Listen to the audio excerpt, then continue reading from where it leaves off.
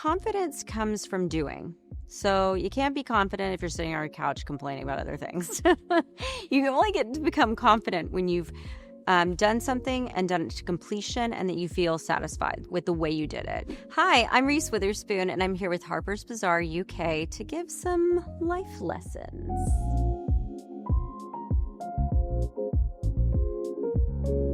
I have learned a lot about style over the years, mainly that if you're a short person, there's only a few things that you can wear. And everything looks better with a belt. What we wear matters because it's an expression of self, and you only have one opportunity to be yourself in this world, so you got to be unique. And I think, maybe don't follow trends all the time. Just find what works for your body type and stick with that. But spend that time to figure out what looks good on you, because if you invest in the right pieces, it's always kind of the same silhouette. Of all the characters I've played, I love Elle Woods' costumes, and I actually got to keep them. So that's a really fun archive that I get to pick through every so often. And it's mainly just for nostalgia. Characters that actually wear their clothes, I would probably say a mixture between Bradley Jackson and Madeline Martha McKenzie from Big Little Lies. The best beauty secrets I've learned in this business is, using really nice moisturizers, making sure that you wear sunscreen, eating really healthy is a big part of having good skin, and drinking a lot of water. And also, this is really important.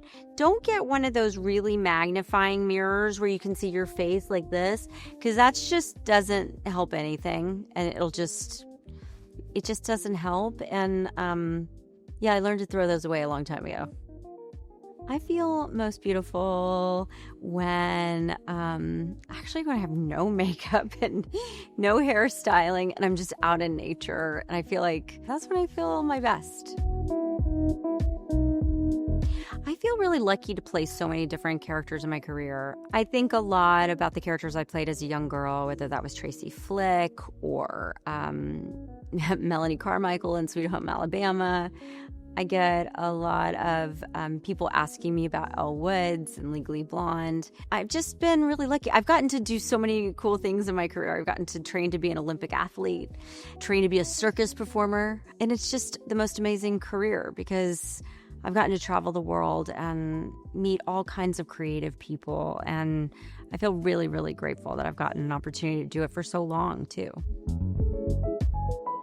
I really enjoy playing Bradley Jackson on Morning Show because she has such a sense of purpose in her life. She started as a journalist in a really small market, and then she's gotten this opportunity to be on the big world stage and be an on-air talent at a major network. And she just doesn't take anything for granted. She always remembers where she came from, and she's always in the highest pursuit of her passion for journalism. When Jennifer and I were starting Morning Show, we knew we were going to be in charge of our own production for the first time. And having somebody I've known for 25 years to collaborate with, we were able to hire the people that we had best connections with. We were able to create a safe, comfortable environment where people could come in and feel their best selves and feel free to create. And that's really what we wanted to nurture, is just this really loving family-like environment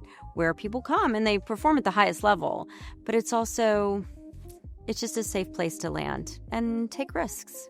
We've been so lucky to have the greatest female cast on the Morning Show. Karen Pittman, Nicole Beharie, Jennifer Aniston. I mean, it just goes on and on. And then this year we added Marion Cotillard, and that brought a whole new element of international appeal and also mystery. She plays a very strong character, but she has this kind of dark underside to her as well. So it's fascinating. You're getting to see so many different aspects of women in business, women on film, and I love to see the way they interact with each other. Well, I would say the biggest lesson I've learned as a producer is that creativity isn't just one thing. It's infinite. So if you're a creative person and you ever feel like, I'm stuck or I don't know what to do, try something new. There's so many different ways to express yourself. Just this year, I've gotten to be an actress. I've gotten to be my own photographer, my own videographer. I've gotten to write a book. I wrote my first novel, and I'm almost 50 years old. So creativity doesn't stop. It actually keeps going and going. Practice is always important, right? So whether you're running a race or you're creating a piece of art, you have to practice. And that's a big part of my confidence. It comes from my rehearsal and my preparation. I think for years and years, we didn't see women in all of their complexity on film. We were seeing a really narrow idea of what the feminine experience was. People playing wives or the girlfriends of the male lead, or talking about their life goals, but all they were romantic goals attached to a man.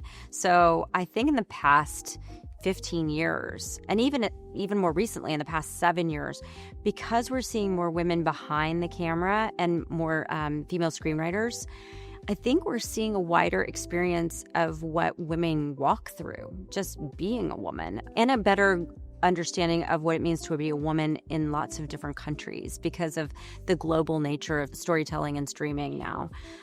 So it's a great time to be a female filmmaker. And if anybody out there is really interested in that, there are so many tools that are available now that I didn't have when I was 20 years old and dreaming of being a filmmaker. So take advantage, read everything you can read, watch everything you can watch, and try making things on your own. You can do it, I promise.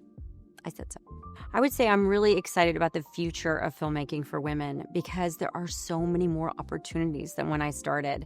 And there's so many women like me who have started their own companies, whether that's Margot Robbie or Eva Longoria or Kerry Washington. There's so many women who are producing and writing and directing. So hopefully we're creating more avenues and ways to express yourself. And you should feel very hopeful because it's a great time to be a creator.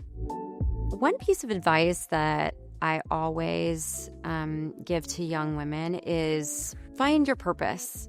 We're all here for a reason. You probably already know it. And if you don't know, ask your friends or your family, what do you think my purpose is? Because you definitely have a unique reason to be here. And that's your job to figure it out and then to walk with that purpose through your life. And I promise you, when you do, it's a beautiful thing. And everything starts to flow really easily. I am inspired by art everywhere. I am inspired by painters, beautiful painters, and just photographers. I'm inspired by fashion. There's so many great new voices in fashion, and young people. I am so lucky. I have great adult kids who turn me on to new stars and great writing. And so I'm always finding inspiration for the new people coming up. Thank you so much for watching. Those are my life lessons I wanted to share with you.